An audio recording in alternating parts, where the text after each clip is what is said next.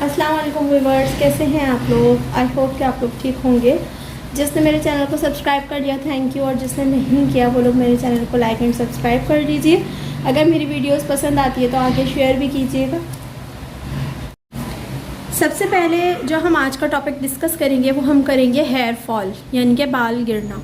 बालों का गिरना एक बहुत बड़ा मसला बन चुका है सबके लिए, और हर बंदा परेशान है कि मतलब इस तरह से क्यों हो रहा है, क्या वजह है जो हमें बहुत ज़्यादा हेयर फॉल हो रहा है। किसी को बहुत ज़्यादा हेयर फॉल हो रहा है, किसी को कम हो रहा है, लेकिन ऑलमोस्ट ये सभी लोगों में ये चीज़ पाई जा रही है। तो देखिए, बाल अगर गिरता है आपका, अगर 30 से 60 की तादाद में आपका बाल गिरता है या 100 तक भी गिरता है तो इट्स नेचुरल, कोई मसला नहीं है। रूटीन का बाल है, गिरेगा, क्योंकि हमारे बाल के अंदर एक सेल मौजूद होता है जिसे हम एपिथेलिकल सेल कहते हैं। वो सेल क्या करता है, हमारे बालों को दोबारा से ग्रोथ करने में हेल्पफुल होता है। क्योंकि हमारे बाल की जो उम्र होती है वो 2 से 6 साल के दरमियान होती है, तो इस वजह से हम क्या करते हैं, मतलब ये तभी लिहाज से मैं आपको बता रही हूँ बालों की उम्र ना, तो उसके अकॉर्डिंग जब ये हमारा एपिथेलिकल सेल्स है ना, तो ये उस ड्यूरिंग क्या करता है, हमारे बालों को रीग्रो में हेल्पफुल होता है। अगर हम बाल नोच कर तोड़ देते हैं, बाल फॉर्म में टूट रहा है, या बाल को हमने कट कर दिया है, किसी भी वजह से है, तो जाहिर सी बात है ये हमारा एपिथेलिकल सेल क्या करेगा, रीग्रोथ में हेल्पफुल रहेगा। लेकिन अगर हमारा बाल गंजपन का शिकार हो रहा है, मतलब हमारा स्किन जो है हमारे हेयर की वो बहुत शाइनी और हेयर का वहाँ पे मौजूद ना होना, इस तरह की कोई वो हो रही है हमें प्रॉब्लम, तो इट्स मीन कि हमारा जो हेयर फॉल है, यानी तो वो इस वजह से है कि हमारा एपिथेलिकल सेल काम करना बंद कर चुका है। अब वो कोई काम नहीं कर रहा है जिसकी वजह से हमें हेयर फॉल हो रहा है। ठीक है, तो हमें अगर जब अपने हेयर फॉल को रोकना है तो हमारा एपिथेलिकल सेल का प्रॉपर वर्क करना बहुत ज़्यादा ज़रूरी है।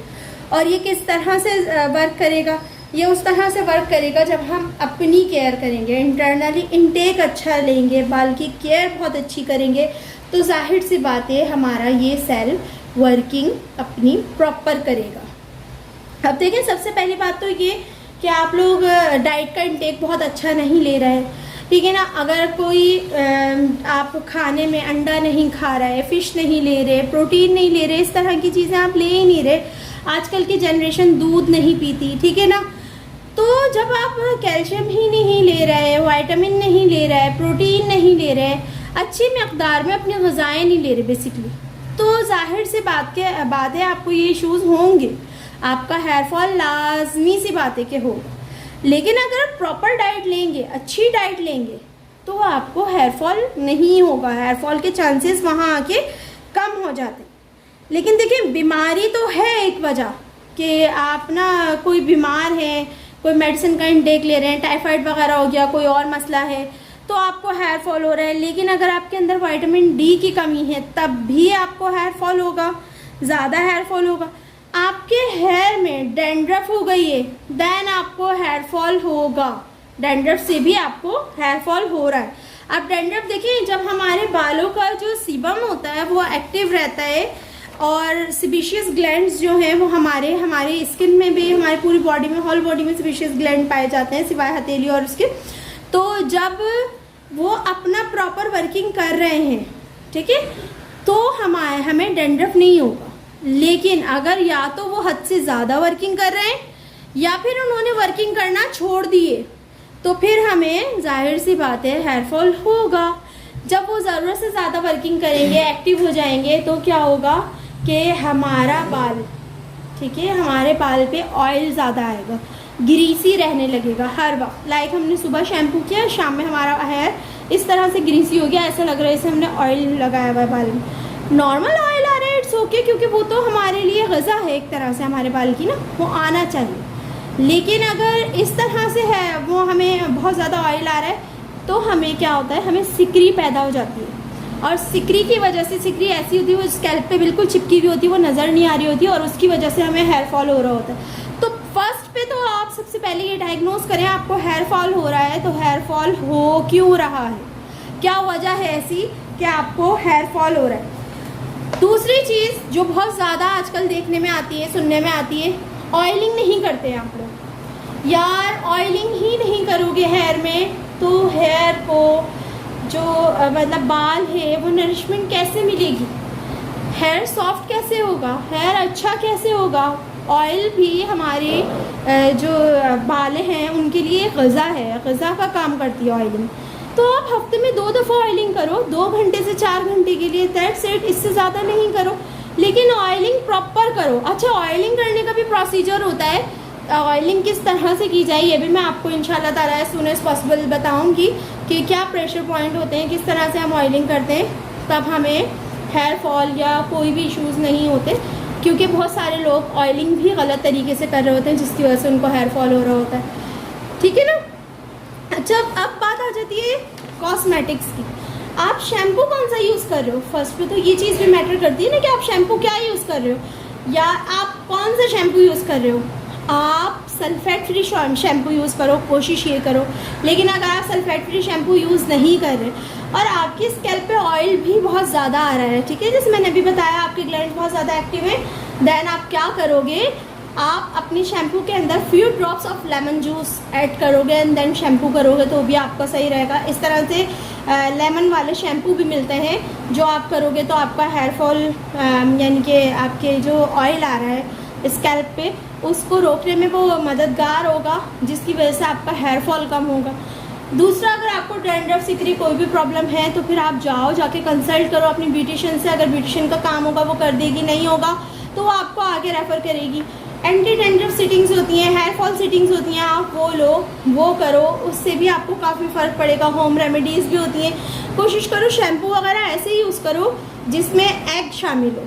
ठीक है, एग वाले शैम्पू भी आते हैं ना, लाइक सैमसॉल का एक बहुत मशहूर है एग वाला, वो आता है। उसके अलावा भी बहुत सारे शैम्पू ऐसे आते हैं जिसमें एग मौजूद होता है, तो आप इस तरह के शैम्पू ले लो। सल्फेट फ्री अगर नहीं ले सकते, लेकिन देखो बहुत ज़्यादा अल्कलाइन वाले शैम्पू यूज़ करोगे तो फिर आपको हेयर फॉल होगा, क्योंकि अल्कलाइन का शैम्पू तो आपके बाल को यार तबाह कर देगा ना, इस वजह से।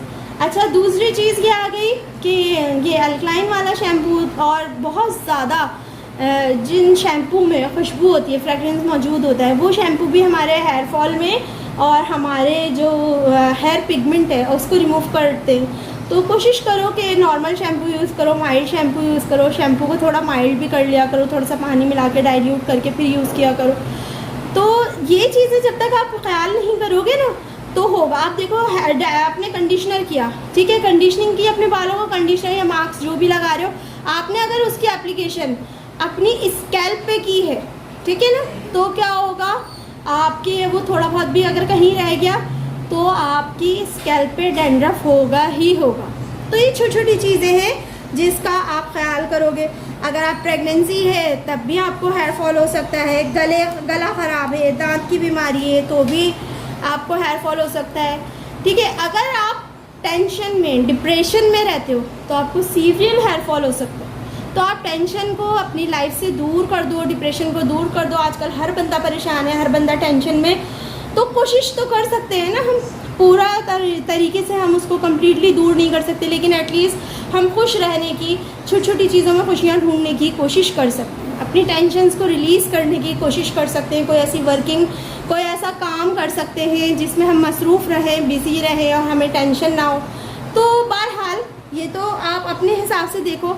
बाकी अगर इनमें से कोई भी चीज़ नहीं है दैन आपको जेनेटिक इशू हो सकता है, यानी कि आपके घर में सबके ही बालों का इस तरह से इशू रहता है, सबको ही हेयर फॉल है। बहुत सारे लोगों को आप देखेंगे, बहुत सारी फैमिलीज़ में ऐसा होता है कि उनकी स्कैल्प बहुत हल्की होती है और उनके सर पे बाल बहुत कम होते हैं। तो ये इश्यूज़ हमें जेनेटिकली अगर हमारा होता है तो फिर होता है। तो जब आपको हेयर फॉल हो गया है, आपको हेयर फॉल का मसला हो गया है, तो आप क्या करोगे, आप हेयर फॉल का कोई भी अच्छा सा शैम्पू लोगे।